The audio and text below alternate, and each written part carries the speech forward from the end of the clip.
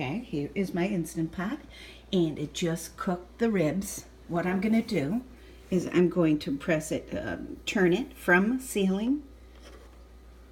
Okay.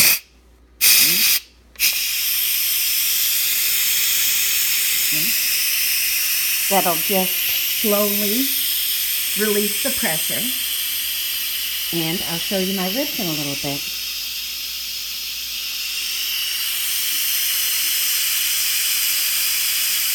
Okay, the ribs are done. Wow, ooh, they look very good. See? Wow, beautiful. And this is just about 30 minutes in the Instant Pot. See, I layered them all down there, and I used my rack. Oh, these are great.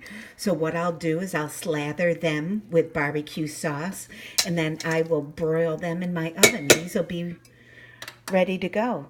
And you can't get much easier than an Instant Pot.